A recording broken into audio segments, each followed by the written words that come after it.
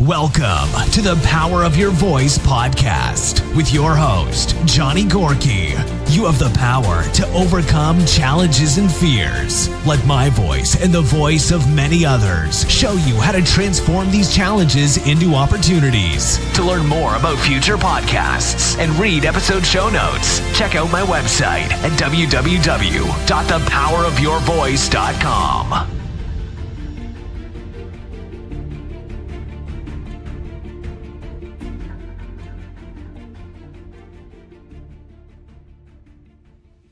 This is episode 16 and today's guest is Angel Diaz. Angel Diaz has completely shifted his entire life. He once weighed 405 pounds and was near death. He had difficulty breathing, lived life on the sidelines, and one day he decided to make the best decision of his life. He took action and his life has never been the same since. Now he's married to his amazing and supportive wife and has two beautiful children. Here is Angel's story. Okay, so Angel, I just want to say thank you so very much for coming to the Power of Your Voice podcast. I greatly appreciate you being here today because your story is so powerful. So, Angel, by the way you look right now, if I saw you at the gym, I would have just thought, you were one of those guys that just like always worked out your entire life. But, this is far from the truth. For those listening right now, you once were 405 pounds. Tell us, how were things for you when you were a child? Yeah, so, my weight has been an issue from the very, very beginning. I mean, honestly, my earliest memories as a child, even before school, just interacting with kids, and just friends when my mom would go to her friend's house and all the kids get together. I was always the biggest one, and I don't think that's normal for like a 2-year-old or 3-year-old to realize that, but I did. Like I've always been the bigger kid, and it certainly progressed even into, once you got into elementary school, pre-K, kindergarten, it was really obvious, and I've always been aware of my weight, and it's something that you deal with, and at the beginning it's uncomfortable, and then honestly it never really gets comfortable, but you learn to manage it, I guess, and you get to. It is what it is. Like that's your life, and you have to try to, make sense of it. But for me, yeah, going back, ever since I was little, I was always overweight. I think my mom said that I was, 10 plus pounds coming out of the womb. So, and it never got any better up until about a year ago. So, and just progressively over the years, just kind of ballooned and ballooned and ballooned. And yeah, 405 pounds, last year in 2018 is what my highest weight. So by looking at you, I would never ever know that. Yeah, I've been working really hard over the last year to try to make that happen, and it's funny because I wonder that, because certainly the people who knew me beforehand, obviously they see such a change, but now I've always wondered about people that didn't know me a year ago, what do they think, and that's obviously my goal is to try to. It's funny, I've said this a couple different times to multiple people, but like my goal originally was when you're 405 pounds, you stand out, right? Like you can't sneak anywhere. Everyone sees you. And my goal was to try to blend in. Like I wanted to be an average sized person and kind of blend in.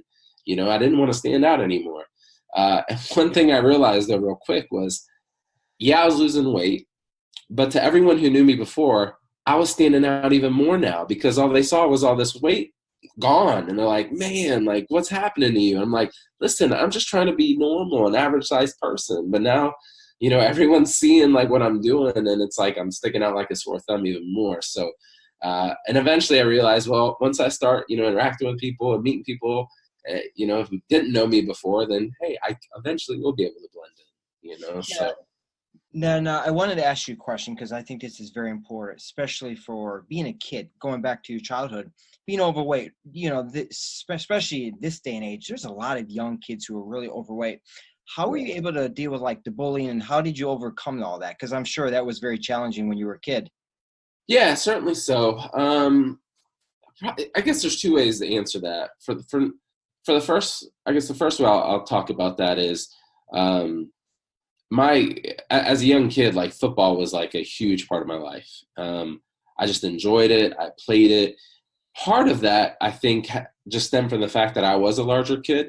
And so it was something that just kind of worked for me just because I was a bigger kid.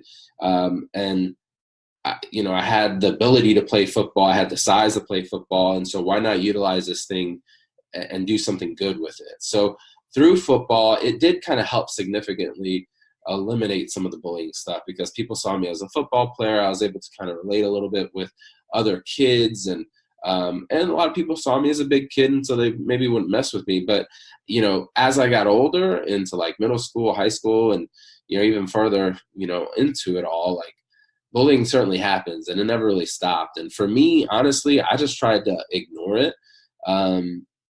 You can't really ever ignore it, right? Like it sticks with you, but on the outside, I would just ignore it.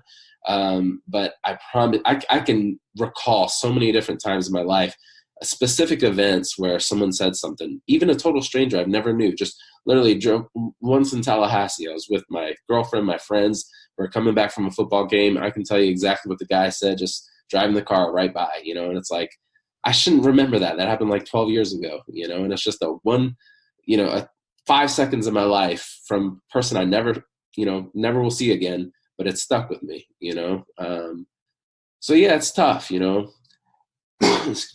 excuse me. It is certainly tough, but it just kind of is what it is. You kind of learn to deal with it. You just have to, that's just life. You gotta have to move on and focus, I guess, on positive things, but bullying was certainly an issue a lot of times in my life.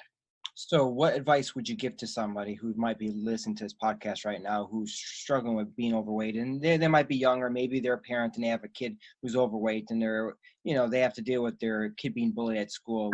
Well, what's some really good advice that you might give to them? Well, the first thing that I tell my son this every day where I drop him off at daycare is, no matter if someone's, being mean or bullying you or saying bad things to you, like, kill them with kindness. I tell my son every single day, you better be nice to everyone. Even if that person is being mean to you, or even if they hit you, you go tell your teacher, for him, it's his teacher there at the school. But, for older kids, tell your parents, like, you don't overcome that type of behavior by, participating in it, so you can't change everyone around you. All you can control is yourself, control the controllables. And so if you focus on yourself and just make a difference in your life, and you know what, another kid might see that, might see the way you react to it, might see the fact that you overcome it just by, being the bigger person, and you might have an impact on someone else. So yeah, it's certainly tough. No one likes to be bullied, but I promise you, it's much better if you deal with it the right way. That's great. So I was going to say, so when you were 18 years old, you weighed 325 pounds. What made you decide to start eating healthy and to start exercising? So you lost 125 pounds roughly in 6 months. How were you able to do this? Because in 6 months, that's amazing. It really is. Yeah, so I can tell you the story behind that. So again, my whole life I've been overweight, right? And when I was 18, it was actually Christmas 2004. And my brother was living in Kansas at the time. He was in the Army. He was stationed out there at Fort Riley. And my mother and I drove from Florida, because I'm originally from Florida, even though I live in Texas now. But we drove up to Kansas for Christmas. And it was just, I don't remember if it was before Christmas or after Christmas, but so we're sitting around a table, and someone had made a comment. And my brother, obviously being in the Army, being military, my father was military as well. We're talking about the military or something, and someone made the comment along the lines of, yeah, the military is really like loosening up on things. And, there was a guy, Angel Size, who, and I don't even recall where we went from there, but all I heard was there was someone and he was Angel Size. And then my mind just kind of stopped. And, I thought about it, and my reaction was, number one, like, man, like, well, I think they said, don't take offense, no offense, Angel, but they were like your size. And my first thought was, I'm taking offense. And my second thought was, realistically, at the end of the day, like, they didn't say anything wrong. Like, it was not untrue, like, it really put in perspective. Like, I'm 18 years old. I'm 325 pounds. Like, why? Like, this isn't normal. Like I'm young, I just finished high school. Like I'm trying to start my life, and, and I'm already in this situation. And I just remember that statement being made, and it really, just struck a chord with me. And so when I left Kansas and went back to Florida, it just so happened to be around Christmas. So it just so happened to be around New Year's. And I told myself, it wasn't even supposed to be this resolution thing. It was like, you know what? Like, that was the final straw. It's like, I need to make a change in my life. I don't want to be someone who's overweight forever. And so, I decided, come January 1st, because again, it's just by the time I got back to Florida, it's going to be a new me. And literally it was like a light switch. Like I just flipped the switch, and, on the 1st, I started eating super clean. I eliminated all the bad food from my diet. So no more fast food, no more sodas. I literally lived on basically like chicken breast, white rice, which obviously isn't the best, but at 18, that was a better option than a lot of different things. But water, some of the healthy choice French bread pizzas, they were like under 300 calories, because I was working in retail. I think I was working 2 or 3 jobs at the time, so I was always busy. But I really started focusing on just calories and making sure that everything that I was eating served some sort of purpose, and it was, just a healthier alternative. And then not only that, but then I really got into running. And I say running, really at first it was more like jogging, and it was jogging slowly and poorly, but I just kept at it. I remember the first night I went running, I probably made it to like the end of my block before I ran out of breath. And then, I finished walking about a mile, and then I got back home. And then the next night, my goal was, I got to get a little bit further past that stop sign. And then the next night, a little bit further past, the previous night, and just so forth. And next thing you know, I'm running a full mile, I'm running 2 miles. And it just became something where I was running 2 to 3 miles pretty consistently, almost 6-7 days a week. But what's funny about that is when I was running, I was so nervous at 325 pounds, right? Or 300 plus pounds. I didn't want to be seen. Like, I didn't want people to see me outside running. And it just, I was so used to, people staring at you and looking at you. And I was a young guy, but still 300 plus pounds at that age. Like, it's just not normal, right? And maybe a lot of it could have been in my head too, and maybe people weren't looking as much as I thought. But, it's that anxiety you have to deal with when you're overweight like that. But all that being said, I would wait till 10:30 at night before I even stepped outside. So all this running that I did it outside, but it was 10:30 all the way, honestly, some nights 2 a.m. and I'm out there. And my thought process was pretty simple. It was like, most people aren't going to be out and about. Most people are going to be sleeping. But, I'll be able to run freely, and there might be the occasional car that passes by, but I don't really have to worry about much of anything. And so that kind of became my habit. And so next thing you know, about 6 months down the road, I think it was June or so, I got under 200 pounds. And it was crazy. It was such a big change in my life. And that was 6 months of no cheat meals, no cheat bites, no nothing. It was just, every single day, I ate the same foods, and every single day I was out running and, and just trying to change my life. And I did, and I accomplished it for a little while. And then shortly after there, I met my wife, and yeah. Let's go on to the next question in that then. Okay. All right. That's going to cover this. So now, this is an absolutely beautiful story right here. So you lost weight, and then you met the woman of your dreams, your wife. Now, what do you think caused this to happen? Because it's like, you were overweight, and now you lost weight, and wow, this amazing woman had just came into your life.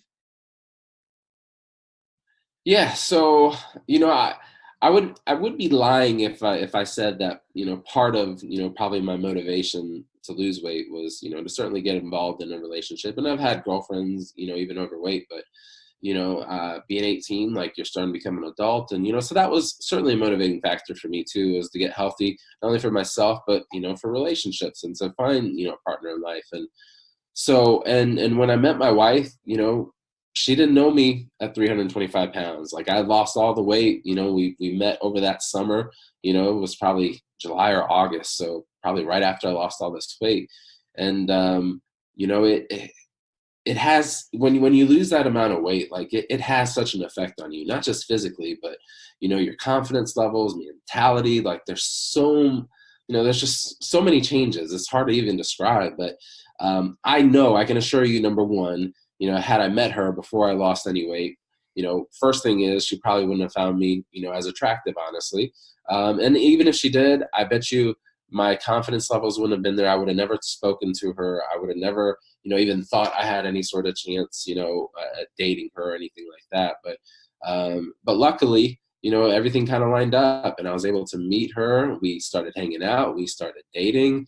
And, we've been together ever since. And that was, I was 19 at the time and she was a senior in high school, 17 years old. And, we kind of got linked together and, never separated. So definitely a huge blessing from that first weight loss. There's no doubt about it. Man, that's beautiful. So got another question. So now things are going great before, you lost the weight the first time and you went back to your old habits. What exactly do you think happened? So yeah, once I met my wife and obviously girlfriend at the time, but it was the first time I've lost a lot of weight. So, it was one of those things where weight loss to me was like, all right, we got to do this, we got to exercise, we got to eat right, and then you lose all the weight, and then you think you're just done. It's like, hey, I did it, I have mission accomplished, not realizing that that's half the battle, and that might actually be the easier part of the battle. And I say that just because the maintaining side, that's a lifestyle change, that's a lifestyle commitment, that's something you have to do every day, day in and day out. And for me, once, not only did I lose the weight, then I got this new girlfriend. Now I've got, these new experiences going on, and it's like life is great. And so the last thing on my mind was, worrying about eating right when, I'm focused on going out to dinner with my girlfriend. And where am I going to take her after dinner? We're going to get some ice cream. We're going to go to the movies. And, and then you just get comfortable. And then I just got caught up in enjoying this new life, enjoying this new relationship where, the working out, the running, the eating right just kind of wasn't a priority in my life anymore. It was, it was kind of all about my new relationship. And it sneaks up on you too, because, just like losing the weight it's not just overnight. Gaining the weight's not overnight either. And so if you see yourself in the mirror every morning, you don't see the gradual change over time. You just kind of wake up, 6 months later, and then you realize, wait a minute, what just happened? And 9 times out of 10, when you realize it, it's almost too late, then you feel like you're just back to square one. And then when that happens, just your level of motivation,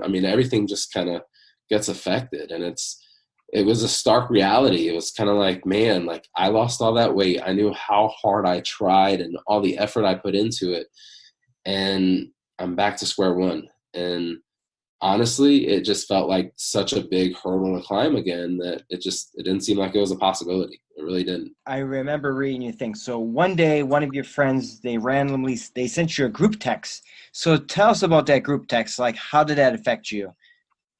Yeah, absolutely. So, kind of fast forwarding from say 2005 upwards to, 2018. So that whole span of time, I was just living my life and gaining weight, feeling like it was impossible to ever lose weight again. And I certainly tried at certain times, and I'd be successful, 20, 30 pounds here or there.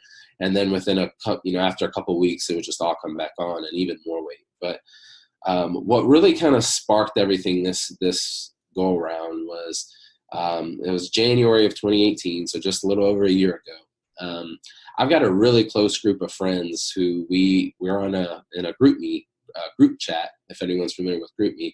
And we just, it's just typical guys. There's like 5 or 6 of us. We've been friends since like middle school, and we chat about everything just randomly throughout the day. A lot of it's to do with football. We're all Florida State fans, so go Noles. But, just out of the blue, we weren't even having a conversation about weight or anything like that. Out of the blue, I checked my group message. There's a notification, and my friend basically says something along the lines of, "Hey, Angel, hey, are you thinking about having bariatric surgery, or is that something you think you might do?" And I had to read it twice, and my initial thought was like, what in the world, or why in the world is he over there thinking about my weight right now? Like, we all know I have a weight problem in this group, right? They're some of my closest friends. They all know I'm a big guy. I joke about it. Like, they joke about it. Like, but just out of the blue, like, why in the world is he thinking about my weight? And I just remember, like, that really affected me because I know I have the problem. Everyone knows I have this weight problem. Everyone knows I have this food addiction problem. But like, for me, it's just something that I ignored because it just felt so overwhelming. Like I've tried fixing it. It's been years, and there's just, it is what it is. Maybe I'm just destined to be a big guy. But then, when something like that happens and just out of the blue with me, it just really blew my mind. And so I thought about it. I thought about what he said and bariatric surgery. And so, I read the message. I started thinking about bariatric surgery, and I haven't been a fan of bariatric surgery just because, like, to me, it's just a long-term, risk that you have to deal with. And I mean, it's a major surgery. You're affecting, I don't even like taking Tylenol. Like, I avoid medicine just because I don't like putting foreign things in my body. So just having to go through surgery and taking part of my what I was born without just doesn't seem natural to me. The more I thought about bariatric surgery and the risk involved, the more I also realized one other thing, that I was 31 years old at the time, and there are certainly risks to bariatric surgery, but there's also risks to living life 400 plus pounds. And I'm not getting any younger, at 30 plus years old. I felt like it's going to continue to be harder to lose weight. And if I keep pushing this off, how many more years can I push it off before, something really bad happens? Whether it's a stroke, a heart attack, cardiac arrest, I mean, who knows? And honestly, I felt like my health was to the point where, any day I could certainly just be taken off this earth. And what am I going to do? Like, my kids, I want to be around for them. I want to see, them get married. I want to see my grandkids and my wife. Like, how am I going to leave her to take care of these kids and just to live life alone? And just because of my food addiction, because of my weight issue, it seems so selfish of me. And so I realized at that point, because of that text message, that I needed to do something. And whether that was bariatric surgery or really get serious about trying to lose weight, I needed to make a decision and really do something. So it was kind of a fork in the road for me. And after mulling it over, I responded back to him and I told him, hey, listen, like, I really don't want to have bariatric surgery, but I realize I need to do something about my weight. Like, it is a serious problem, and, I'm not getting any younger. So that conversation kind of led us to come up with a bet. And so the bet was that I had 1 year to lose 100 pounds. And the 100 pounds was just to say that, basically, if I could lose 100 pounds in a year, it would show that I was capable of losing the weight on my own and I didn't have to have surgery. If I did not lose 100 pounds in a year, however, I agreed that I was going to have to make an appointment to go see a bariatric surgeon for a consultation. And so that was the bet. And it was in front of all of our friends, so they all knew it. They were well aware of it. And so this conversation was probably late January, and I specifically waited till February 5th, which is the day after the Super Bowl, to start my weight loss journey. And so I got one final hurrah Super Bowl Sunday. I ordered pizza. My wife made like buffalo chicken dip, and I really didn't eat that much of it because I was kind of just more prepared about the next day. And then we threw it all away just because I couldn't have it in the house tempting me. But so yeah, February 5th is the day that I just completely changed my diet and started everything over. And honestly, and I thank my friends to this day, like, without that message, this wouldn't have happened. And I wouldn't be where I'm at right now. There's no doubt about it without that group text. Yeah, that's great. Yeah. Well, and in the coaching world, we have this term that we use. It's called decoration. So when you say, I am going to do this, we do it. It's like, I'm going to get married. You get married. I'm going to have kids. You have kids. I'm going to lose 100 pounds. You do it. Instead of like, I'm going to try to lose 100 pounds. People would never lose any weight if they're going to try. But when you say, I am going to do something, you do it. It's amazing how that just works. So one question I want to ask, so this is very important. For a lot of people who are currently obese, they might believe, well, just like what you were saying, you're destined to be morbidly obese forever. What do you say for people like, I've been overweight my entire life. This is just the way my life is going to be. Yeah, and I was one of those people, and I'll tell you, I truly, truly, truly believe, and I know it might sound cliche, but if if I am capable of doing this, like there is nothing special about me at all. Like I'm not born with more discipline. I'm not born with more commitment. All I did was I simply chose to be disciplined, and I chose to be committed to this process. That's it. And everyone has the ability to choose to be committed and choose to have discipline in their life. That's it. And if I can do this, I promise you, anyone can. Like my addiction to food and the way that I ate, my diet, I mean, most 4-year-old kids have a better diet than what I lived off of, right? Like I ate pizzas, I ate fast food, and I drank soda, and that was it. Like no vegetable, no, like I'm telling you. So like if I can do this, anyone possibly can. Like it, and I truly mean that from the bottom of my heart. And if you feel that you're trapped, if you feel like you're helpless, like you're hopeless, like you don't have, any options in life, I promise you do. I mean, you're capable of doing it, and you're important, and your life is valuable, and you just have to make that decision and make that commitment to yourself. And and don't think of it as, man, I've got 100 pounds to lose or 200 pounds to lose or 300 pounds to lose. I want to do it in a year or 2 years. It's about what you do tomorrow. It's about that 1 pound tomorrow, that half pound tomorrow, to lose, 200 plus pounds, you lose a pound a day, 200 times. You don't lose 200 pounds once. You have to break it down into these little chunks. And, that's really, what I would say is you're capable of doing it. You just got to make the decision to do it, and you got to do it. And you have all the tools necessary to do it. And I promise you. And if you feel like you don't, reach out to me. I'm here to help. That's the other thing I would say. Yeah, well, and that's a big thing. I've actually been into fitness for quite some time.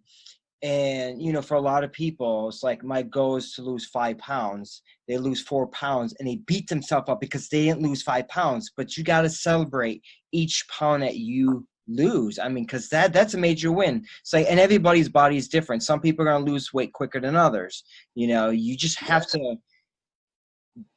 love yourself, like be super excited that you lost a pound, whatever it is. It's like, don't focus on the results. The results eventually will come if you stay consistent like you have been. Just keep on doing it and don't quit.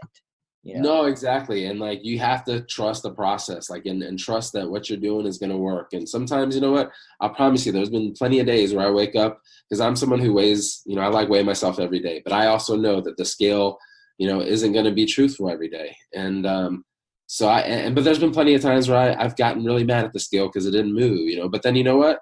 You get over it, you vent for a second, and then realize, what? I'm still doing what I'm doing. I know it's working, and you just have to zoom out, right? If you start zooming in and looking at it per day or per 2 days or even a week, right? You have to zoom out. Look at the progress you made in a month. Look at the progress you're making here. It's working. Stick with it. Yes. And then literally, it might seem like a long time, but I promise you, like for me, what happened was come December, come January, just a couple months ago, it's like I woke up and I looked in the mirror one day and I was like, wait a minute. Like, I realized like all this weight is gone, you see progress, you feel progress, but literally it gets to a point where like one day I just woke up and I was like, I see it now. Like, wow, 180 plus pounds are gone. And, that moment will come if you give it time. One day you think about being 405 pounds and become scared and realize it's only a matter of time before, something awful could have happened to you. Like, you were like 30 years old when you were 405 pounds? 31 years old. Wow. I mean, like, seriously, you could have literally died. So what do you think on February 5th, 2018, like what really shifted your mindset? Because it is a big mindset thing. Yeah, it really was. And a lot of it obviously came from that bet with my friend. And, and just to clarify the bet, like the bet wasn't like, it wasn't a friend saying, I bet you can't do this. It was a good friend of mine really encouraging me. And, we're guys. And so we bet, since we're little, we bet on everything, right? Football and all that. So for me, I realized that a lot of people certainly, if my friend was thinking about it, then obviously he cared. And I know my wife, certainly cares about my health. And I know everyone around me realized that, like, man, we just want to help him. We want him to be happy. My in-laws, my parents, my wife, just friends. And so not only did I want to do it for myself, but I want to do it for them. And then there's another side of me too that says, you know what? I bet a lot of these people don't think I can do it. And I bet a lot of these people are going to be like, oh, this will be great. And he's going to do good for a week, and then he's going to fall off because this is what he always does. And so that was a huge driving force for me, is honestly, I've always been someone that's had a chip on, their shoulder their entire life. And my wife kind of gives me some aggravation about that too. She's always like, get rid of the chip, you're okay. But no, it's a driving force in my life. And so that was probably one of the biggest motivating factors for me. I just wanted to prove to people that I can do it, and myself too, because again, I didn't feel like I could. Like, for the longest time, I mean, it's been 13 plus years since I ever lost, that initial weight, and I felt like I couldn't do it. So I wanted to prove people wrong. I wanted to prove myself wrong. And and one of the big things that I realized too was, if I couldn't do this, if I couldn't lose the weight, what was that saying? Like, am I really in control of my life? Like, I know this is the right thing for me. I know I need to do this. I know if I don't do this, there's a good chance I might die soon, or at an early age anyways. If I can't figure this out, I'm not in control of my life. I'm really not making the decisions in my life. I'm letting food make the decision in my life. Like, this food addiction is controlling me. It's really driving my life. And like, that's not a life I want to live. I don't think anyone wants to live that way. And so those were really some of the motivating factors that when February 5th rolled around and I decided to do this, like, my level of motivation, and I've said it a lot of times to a lot of people, is like, it's stronger today than it even was that day. Like, every single day in this journey, it has grown. Every single day I wake up, first thing I think about is this weight loss journey, my priorities, my eating healthy, and it just continues to grow. And it's like a fire that's burning, and I just keep adding fuel to it. But so yeah, I mean, those have been my motivations since February 5th, and it's just like a wildfire now. I love it. So how did you overcome the challenge of changing your diet, and what did you start eating? So diet is certainly the big piece when it comes to losing weight.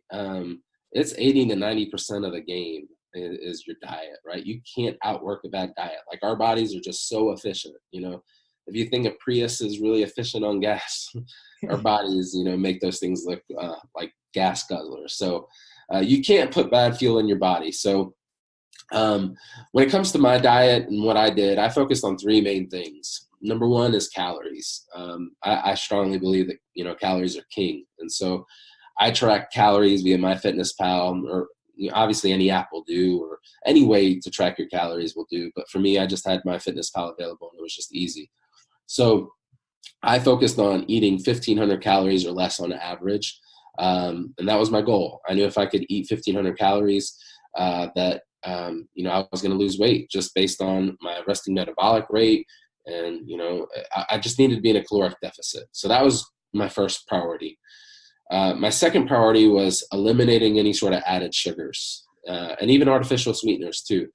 To me, sugars, I was certainly addicted to bad food in general, but a lot of the bad food was sugars, cookies and cakes and just candy. And sugar really doesn't have much nutritional value at all. Like, yeah, exactly. Like, everything else, fats, proteins, carbs, there's benefits to it. But when you just look at sugar, it does nothing. Our bodies literally can live without any sugar. Our bodies make sugar from everything else, right? And glucose. So it's like, why am I putting anything in my body that has sugar? Like, these are wasted calories. So that was a big focus for me. And the artificial sweetener side of it was, if I drink like artificial sweetener, like a soda replacement or a juice replacement, and it was no calories, but it tasted like, something sweet. Like, I really wasn't, eliminating my addiction. Like, I'm just filling it with something different. So I decided I'm only drinking water, and I want to try to eliminate, like, I'm retraining my body is what I'm doing. And so that was key for me. And then the last thing that I focused on, number 3, was macros. And I focused on 40% of my calories coming from proteins, and then 30% coming from fats, and 30% coming from carbs. So those are the 3 main things that I focused on in that order too. So my priority was calories. If it fit my calories, we're good. and the second thing would be sugars. And, if I'm looking at a food label and I see that it's low sugar, okay, we're good. And the last thing I'm looking at is the protein amount, right? Because to get, 40% proteins, I'm really focused on proteins, and the fats and carbs will kind of lie where they lie. So if the foods kind of fit those areas, then I was good to go. So I was also extremely, extremely restrictive on what I ate. And so the specific foods, really, I was looking at lean grilled chicken, broccoli. I ate some brown rice, but mostly chicken and broccoli was kind of my main meals for both lunch and for dinner.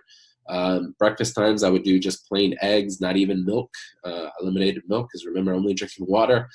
So I'd just have eggs scrambled up in a skillet with maybe a slice of cheese or something. I'd have Kind bars. There was a little bit of added sugar in the Kind bars, but it was still worth it just because it got a lot of protein with proteins and fats, really. But there was also something I could just take with me. And that was also important too, because what I realized, to eat healthy, you have to prepare. You can't just wing it. If you're deciding, hey, I'm going to eat healthy, and you just go about your day without a game plan, you're not going to eat healthy, and you're going to eat a lot more calories, right? So I meal prepped on Sundays. I cooked all my chicken, all my broccoli, and then I went to the store. I had Greek yogurts ready. I had Kind bars ready. I had protein powders ready for my protein shakes. I had my eggs. Everything was all ready to go in the morning. I eat my breakfast. I take my lunch with me. Everything, all the food I needed was there for me. Even to the extent that I went a week to Disney World and brought all my food. I went 3 days to Las Vegas and brought all my food with me. I went to Florida 2 separate vacations over summer for July 4th and tailgating at a football game, and I brought all my food with me. I checked a loaf of wheat bread into luggage on my way to Las Vegas just to make sure that I had food with me, because I didn't eat at restaurants. I didn't have even salads anywhere. Like, I was so careful about what I put into my body that I only ate the things that I knew were in my meal plan. And if I veered off of it just a little bit, I just knew for me, it might open the doors to, okay, well, I had it once and it was okay, so maybe I can do that again. And the next day it turns into something else. And the next day it's, I can have a slice of pizza. And the next day I can have, a pizza and a cake. And I wasn't willing to take that chance. So I wanted full control. And I know part of that's irrational, but I knew it was going to work for me. And so hopefully that answers your questions. I know that's long-winded, but.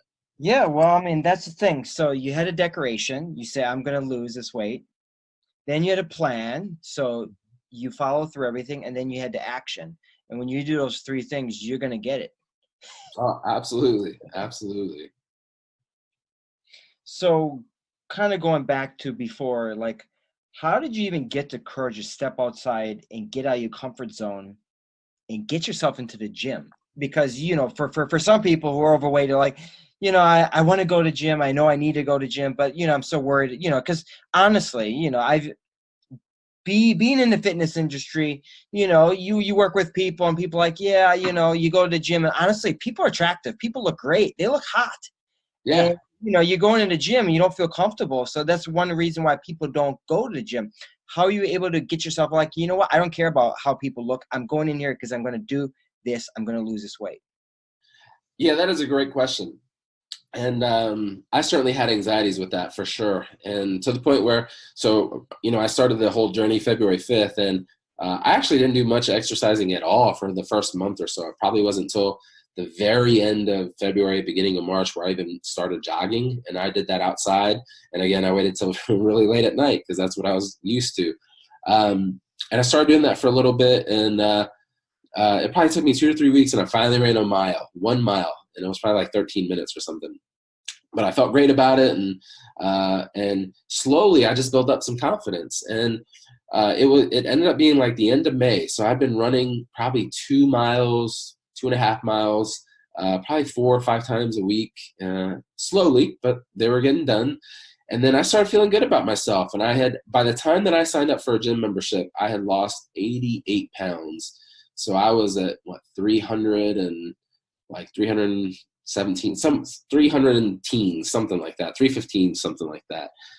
And for me, coming from 405, I was feeling pretty good about myself, right? And but I was still really nervous about it. I was still anxious, but I realized that to really accomplish what I wanted to accomplish, I needed to get in the gym. I needed to start strength training. Like cardio was great and that was effective.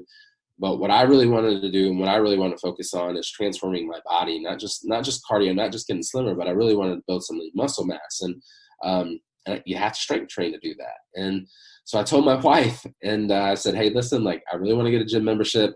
And she had mentioned it earlier, probably a year earlier, actually, when we first moved out here to Texas. She saw the gym. It's right by our house. And she's like, yeah, I'd like to do that. I'm like, okay, well, we'll talk about it later because I really don't want to, but I didn't tell her that. So anyways, I went to her. I said, hey, remember you wanted to go to that gym? So let's talk about it. And I called them up and got an appointment. And we went in there and you know what? I had tons of anxiety. Like, don't get me wrong. I was really nervous. And even after we signed up, it was probably 2 days before I even went in by myself. And I was nervous. I sat in the car for, probably 20 minutes before I even walked in there. And I was thinking like, all right, so when I get in there, what am I going to do? What's my plan? Like, what machine I'm going to get on? Like, how am I going to scope this place out and make it look like I know what I'm doing, even though I don't, And so finally, when I got the courage to get out of the car and go in the gym, I just kind of really, you fake it till you make it. And I remember trying not to make eye contact with anyone. I just went to my machine, looked at it real quick and was like, oh, okay, I know what this thing does. And let me start doing it. And, finally it just, after doing that for probably 2 or 3 nights, I kind of got over the fear and I started feeling the benefits, the soreness, right? And I'm like, hey, this is working. Okay. And I started getting more confidence in the machines. And then finally I kind of stopped doing the machine thing and got onto the free weight thing. And next thing you know, it just over time, then you start seeing the same people there all the time. And then randomly, I might ask someone something and then you kind of make a friend and one friend turns into 2 friends. And the next thing you know, it's like, it's taking you an extra 40 minutes to do your workout because everyone's talking to you. And, it honestly, it was the best decision I made. Like by far the best decision in this journey was getting that gym membership and being, a part of a gym and strength training and overcoming that anxiety. And I know how tough that can be. I mean, I was right there. I had all those anxieties. So, and I know for other people that it's a big issue and it's something that they dread, something they're scared of. And I get it. And I was there. And I know just by me saying, hey, it gets better, easier said than done, but I've lived it. I've experienced it. And I promise you, most everyone that's in there is in there because they're trying to get better and they want to see people get better and stronger and faster and healthier. And, sometimes you just got to take a leap of faith. And that's what I did. And I'm glad I did. You lost 191 pounds. That I have. How does it feel? Man, it feels amazing. I'm not going to lie. And there's days I can't even believe it myself, and as a larger person my whole life, I've always avoided like my reflection and mirrors and all that kind of stuff. When you're walking like in front of a storefront, with the glass and you kind of see your reflection, I've always looked the other way. And I even catch myself now, like, oh, I refuse to look. And then I'll be like, wait a minute, I'm not the same person. I'll probably be happier with the way I look. And then I look over, I'm like, yeah, wow, I'm totally different. And so, yeah, I mean, it still hasn't necessarily completely sunk in yet. And, me personally, I don't feel like I'm done. I mean, there's a little bit more weight loss that I want to accomplish, a lot more body transformation stuff that I want to accomplish too. But, I mean, it feels great. I mean, physically, my health, first and foremost, my health, I've always was someone scared to go to the doctor. I never wanted to go to the doctor. Just like, when you take your car in, like when I was a teenager, I had a beat up car. I never took it to the mechanic. He's going to tell me like what I know what's wrong with it, but then 20 other things that are what's wrong with it. And for me, I felt like that way about my body. Like I'm going to go see the doctor. He's going to tell me about all these issues with my body. And you know what? Let me live, ignorantly because I'm happier right now. And that's sad, right? Like, cause it shouldn't be that way. Like I should want to uncover, areas in my health that need improvement. And I shouldn't want to ignore it. But, as a large guy, like, I don't want to go see the doctor. I was nervous about it. So now every time I've gone to urgent care, like I had to go this week for this flu and, they pull out the blood pressure cuff. And before I'd be like, oh gosh, freaking out. Like they're going to ask me, do you know your blood pressure's high? And I'm going to have to pretend like, oh, no. But this time I'm like, bring on the blood pressure cuff. I feel good. Like, let's crush this. And they're going to tell me how awesome my blood pressure is now, And so health-wise, it's outstanding. Physically, just the amount of energy that I have, the different things I can do. I was playing with my kids today at the park, and my son wanted to play tag. And the old me would have been like, all right, and he would have tagged me, and then I would have walked around and barely even navigated anywhere. And today I was sprinting around, and that kid didn't even tag me. I think I let him tag me once, but he couldn't tag me if he wanted to, and it's just so much fun to like participate in life with my kids like that when I couldn't do that before. And it just transforms everything. And the whole mental side, that's a whole nother avenue. And that's some of the biggest changes in my life have been the mental changes. Everyone sees the physical changes, but the mental changes, the anxieties, and just the mood, and just the type of person I am now, it's totally different. And I'm sure it's probably helped a lot with sleeping probably as well. Yeah, so I'm glad you mentioned that. I've had sleep apnea. I was diagnosed, I think, back in 2013. So I've had CPAP therapy that I've had to sleep with every single night. And for anyone listening who is familiar with sleep apnea, and an AHI score is the score that you get when you do the sleep study. And anything, I think like 0 to 5 is like really mild. And then something to 30 is like, kind of, bad. So anything 30 or higher is, okay, it's pretty severe.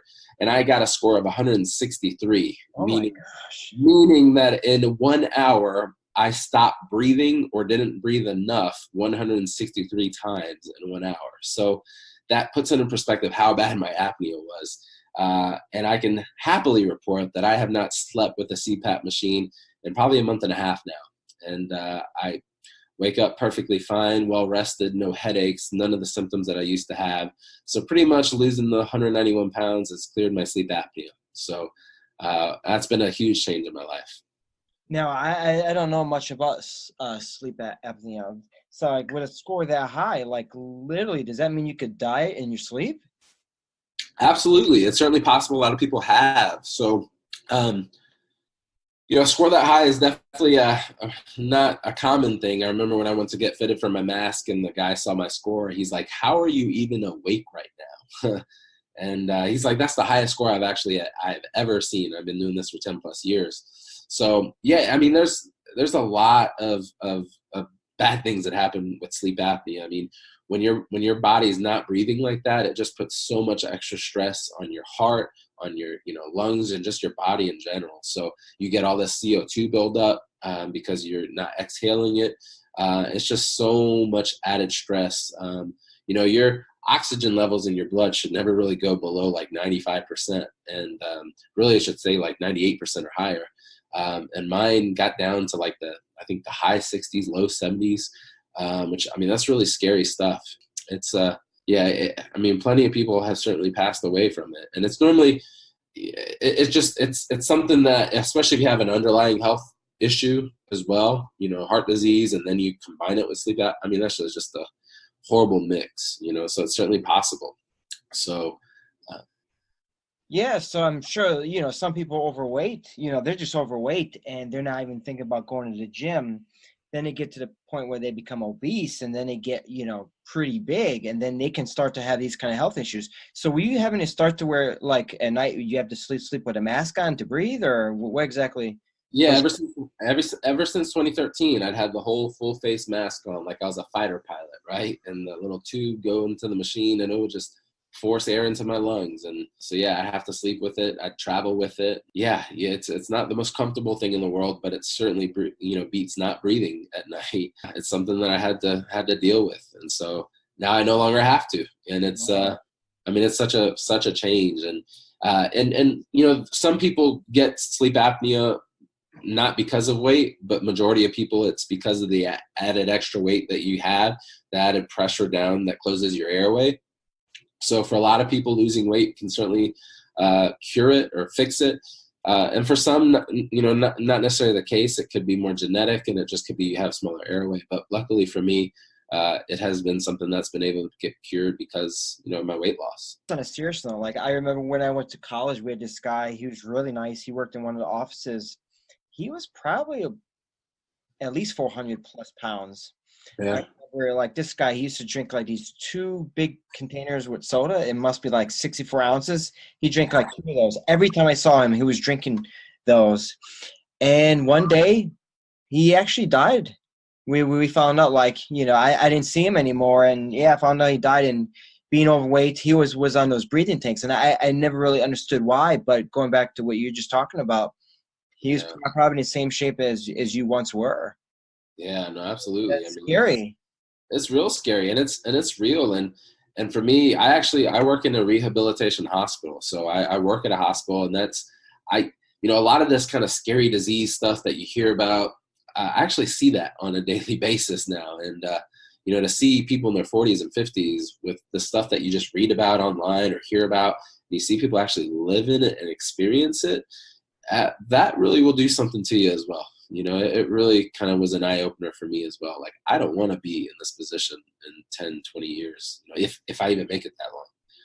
Yes. Well, especially when it can be prevented. Yeah, and that's, yeah, exactly. And it's so selfish of me because to allow a food addiction to do that to me. It's one thing, if it is a disease and it's something that you can't prevent, yeah, I agree with you. But when it's something that's just, it's your own doing, I couldn't live with myself, with that. Taking back your life, how did it affect, being obese? How did it affect your relationship with your wife and your daughter and your son? Because I'm like, just going back, as you were just saying, it's like now you're able to play tag with your son and all this kind of stuff. Like, for a long time, you probably weren't able to do that kind of stuff. Yeah, no, certainly not. And, the relationship with my wife, I guess I'll start there first because, my kids are so young, luckily, that, for them, like, they're just starting to get into the age of a lot of interactions. So I'm grateful for that because I feel like, yeah, I missed out on some early years, but I luckily I was able to kind of get this figured out soon. That way, I've got the rest of their life to improve on. But for my wife, that's the area, we've been together since 2005. And so she's been with me literally through thick and thin now. And, that's something that I know it affected her. It affected our relationship. And my wife's been super supportive, and she's never once been, someone to be like, man, you need to lose weight or anything like that. She's, I don't even know if she's ever had the conversation with me as far as my health. Like, she's listened to me and she's been there, like, to hear me talk about it, but she's never been someone to be like, yeah, you need to do this or anything like that. She's been super supportive. And I know in the back of her mind, she wanted this, but she probably just didn't know how to come across, in a way that, I didn't get upset or anything like that. And I know in the back of her mind, this is something she ultimately wanted. So that was certainly a driving force for me. But what I've noticed was, as the weight was, just packing on and I was getting bigger, my attitude, my outlook on life was getting worse. Like, I was a really negative person, and I was someone who, was almost jealous of everyone in the rest of the world. Like, the best way to describe it, like, I really felt like I was living life on the sidelines, and, I can't participate in a lot of the same stuff. Like, even going to like a concert or going to the movies, I got to find a way to fit into these tiny little chairs and then hope someone's not sitting next to me. It's just uncomfortable. And, the easier thing for me to do is stay at home, just avoid it. Even going out to eat to dinner, right? And as a big guy, you like to eat, right? But then you have to make sure that you get a table with chairs, because I can't even fit into a booth. And then I have to have that awkward conversation about, hey, can I get a table? There's a lot of different things that you deal with and the anxieties that you have to overcome. And a lot of that just kind of turned me into an angry person. And I just felt like, I just always saw the negative in everything. And no one wants to be with someone like that, right? Like, it takes its toll.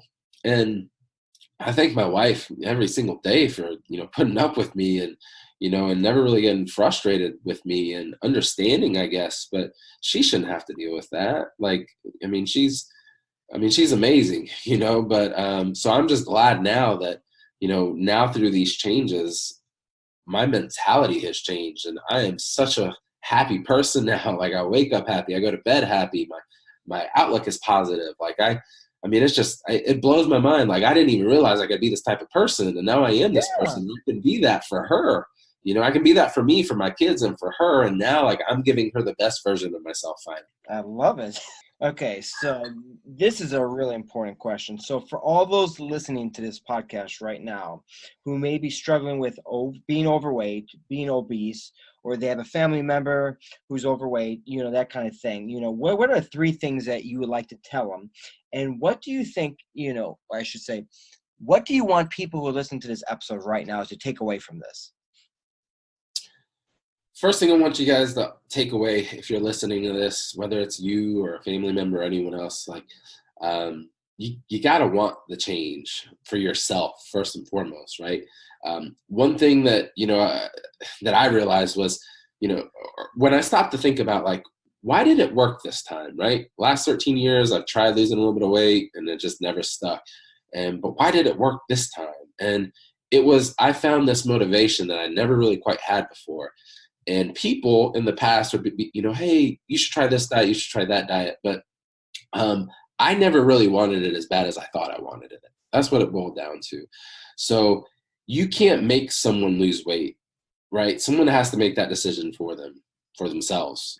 So first and foremost, the first thing I want to say is, if you want to lose weight, and if you need to lose weight or know someone who needs to lose weight, right? Like, you have to make the decision yourself to do it. They have to make the decision themselves to do it.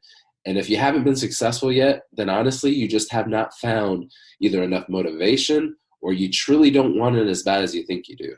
But once you figure it out and determine, and you say to yourself, like, this is what I want to do, you have to make it the most important thing in your life. I don't care what else you have going on in your life. It has to be the priority, right? And I'm telling you, I have a lot of things going on in my life this past year, but weight loss was the number one priority. So you got to you got to figure out that it's the most important thing to you, and then you got to make it the most important thing to you.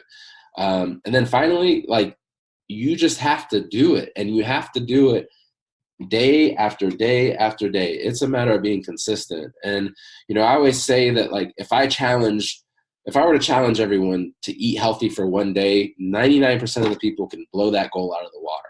It's like, no problem. I can eat healthy for one day. The problem is, on day 2, when they wake up, for some reason, they let the first day affect them on day 2. It's like, oh, I ate really good yesterday, so I can kind of eat a little bit bad today. It's like, you're not hungry from yesterday. Like, yesterday is over. It has nothing to do with today. Like, you just eat healthy again today. And then day 3, the same thing. When you start putting days in a row, that's when people start having problems. They're like, oh, it's been 7 days since I had something bad to eat. Why does that matter? That has no effect. Don't let it have an effect. You got to focus on one day at a time, one meal at a time. And then that's how you really can make changes in your life. And that's how you can really be successful. Yeah, well, and that's the big thing. It's like, people have to realize it's not easy. It's not going to be easy. No. And it's like, for people who are obese, it's not like it didn't happen in 1 year. It literally, for some people, it's been their entire life. And people have to realize, it's going to be hard. It's going to be challenging. But the beautiful thing is, you get to live. You get to be happy. You get to be healthy. And that is so well worth it. Oh, absolutely. 100%. I mean, that tastes so much better than any other bad food you can ever imagine. I guarantee you. I mean, the healthiness that I taste in my mouth when I wake up every morning tastes so much better than any pizza, cake, ice cream, or anything you could ever put in front of me. Just that. Yeah. So every day I wake up, I'm the healthiest version I've ever been. And I wouldn't trade that for anything. Yes. And you win. Your kids absolutely win. They get this great, amazing father that you are. They get to play with you. They get to enjoy you. Your wife, she gets to be around you, and you're happy. I mean, like, and that's the thing. It's like, as you said, it's not only the physical thing, but it's a big thing in the mind. Big thing. Oh, 100%. Like, it is more a mind game than it is a physical game. And one thing, a lot of people have reached out to me about kind of my journey, my success, and they try to just ask for advice. And one thing I've been trying to respond back to everyone as much as possible. The one thing I kept finding myself repeating was, train your mind and your body will follow. And then it just kind of stuck with me. And it's just like, it's so true. Like, your mind controls everything. So I'm a just strong believer that, when I first started, I had this motivation, right? and I was motivated to do it. But motivation only gets you so far, right? Eventually motivation might drop off. You take that motivation and then you turn it into commitment and discipline. And that's what's going to carry you all the way when your motivation's not, headed in the right direction. But what I did was to make sure that my fire was burning, my motivation, my discipline, everything was I just fueled my mind with positive information. So whether that was YouTube videos about weight loss, YouTube videos about weightlifting, podcasts about weight loss, about positive mindset, motivational speakers, every single day. I have about an hour commute into downtown for work, and I'm listening to podcasts every day. I'm listening to a YouTube video every day. I'm listening to something that has to do about weight loss. Whether I learn something or not from it, it's just the fact that my mind is just immersed in this topic. And my priority from the moment I wake up to the moment I go to bed is about how can I lose weight, become healthier? Like, what can I do? Like, it is a driving force. And when I said earlier, like, make it a priority in your life, you have to do that if you want to see significant success like that. Like, it is a priority. It's your health. Like, what is more important? Name anything that you think is more important, and I'll tell you how you're wrong, because your health. Without your health, you've got nothing. I can't be here for my family if I'm not here. Right? I got to be here for my family. And, that's one thing my wife and my kids have really been understanding about this year, is they understand that I've been going to the gym, and I had to sacrifice some time away from them, but it's so I can be here for them longer, So it is mindset. And the other thing, and I know I'm kind of rambling here, but when it comes to mindset, one thing that I did do was I verbalized goals early on. And I had 3 main goals last year. And I told my friend this, and it was to lose weight. It was to crush the job that I moved to Texas for and be really good at it. And the last thing was to get into grad school. And when I set all these goals, it was before that group text message about, the bet and the whole weight loss. And I just kind of threw them out there. I was like, I really would like to accomplish this. And then probably about a month ago, the friend that I verbalized these to stopped me. He's like, you know what? When you moved here, you had these 3 goals. And then I was like, oh yeah, I forgot about that. And he's like, you said you wanted to crush your new job. And I was the 2018 Employee of the Year at the hospital. You wanted to lose weight. You lost 191 pounds in a year. And then you wanted to get into grad school. And not only did I get into grad school, in 2 months I'll graduate from grad school. And it's just like, that really showed me like the power of verbalizing your goals, and how just speaking it and having those goals out there, it allows you to actually accomplish them. Like, it's out in the open, and not just to yourself. Don't keep it to yourself, verbalize it to someone. And it kind of held me accountable. And I honestly, I totally forgot about that until you brought it up. And then it really put in perspective, like, what a year it was for me, all because I had this positive mindset. I made it a priority in my life, and, I had great support around me. Yeah. Well, and that's a big thing. It's like, if you whisper to yourself, I'm going to go to college, you're probably not going to. But when you say, I'm going to go to college, you tell your wife, I'm going to go to college, you tell your friends you're going to go to college, people hold you accountable, and they constantly check on you to make sure you're doing it. And because, you're a man of your words, you're going to do it. Yeah, absolutely. 100%. 100%. And one thing I just want to mention too is, like, number one, you have to lose weight, or whatever it is, you got to do it for yourself, because you have to want it for yourself. But then, being married and then having kids, the beautiful thing is, by you taking care of yourself and eating healthy and exercising, the beautiful thing is your kids are going to want to do the exact same thing, because they see daddy doing this. That's the thing. Oh, 100%. I agree with that. And, that's one thing when we found out that we were pregnant with our first child, I remember one of my first early thoughts was, man, I do not want them to have to go through life with the overweight, being obese like me. Like, I just didn't want that, and I have a lot of siblings, and I'm pretty much the only one who's overweight. My parents weren't overweight. My siblings weren't. So, I was just praying, please don't let them have to deal with this. So that was a big deal for me when I had kids. It was like, I want them to be healthy. So it's one thing to tell them, hey, eat right. This is why you do that. Now I can show them, right? And I can lead by example. And it's to the point now where I love it. My son, on the weekends, I'll go to the daycare at the gym while we work out with me and my wife. And, he gets excited. He's like, Daddy, are we going to the gym? I just get excited about that. Or at night, when I go to work out at night during the week, he's like, wait, Daddy, are you going to the gym tonight? And I'm like, yeah. He's like, okay, good. Because he gets excited. He can sleep on my side of the bed until I move him when I come home. it's really neat how, he sees it. He sees the importance of the gym and how important it's been in my life. And he'll even tell me all the time, like, Dad, you're getting healthier. And he'll be like, Dad, you're getting skinny like me. So it's kind of a funny thing. That is great. So, I just want to thank you so very much for being on the Power of Your Voice podcast. For people who are listening to this episode, how can they find Angel online? Absolutely. And thank you. I certainly appreciate the opportunity to share my story. So thank you so much, for putting me on here and, as a guest and allowing your listeners to listen to my story. But you can find me a couple different places. You can find me on Instagram at Angel, spelled out ANGEL, the number 3 dot spelled DOT 0. So Angel 3.0, but it's a 0 at the end. The same thing at Twitter. So at Twitter, you can find me at Angel 3.0. I'm on Facebook as well at Angel and then 3.0 numerical 3 and then 0.0. So yeah, if you just search Angel 3.0, I'm kind of everywhere there on social media. And then YouTube, I started a YouTube channel as well. Angel 3.0 is my YouTube channel. And all I do is share my story. I just try to encourage others because a year ago I was in a really dark place and I knew how hard it was, to get started. And if I can just help one person by sharing the story, then it makes all the sharing and all the pictures and all the video and all the motivation stuff that I can provide useful. So certainly feel free to reach out as well. Any sort of direct message, I respond to every single one of them. So I am here to help others. I love it, man. Thank you. Thank you. Thank you so very much. I appreciate it. Johnny here. Thank you for listening to the Power of Your Voice podcast. I'd love to get your feedback on this episode and how it impacted you. If someone in your life could benefit from this episode, share it with them. Check out thepowerofyourvoice.com to read show notes, leave a comment on the blog page, and to stay updated on all future episodes, subscribe to this podcast and leave a 5-star review. Thank you for your love and support.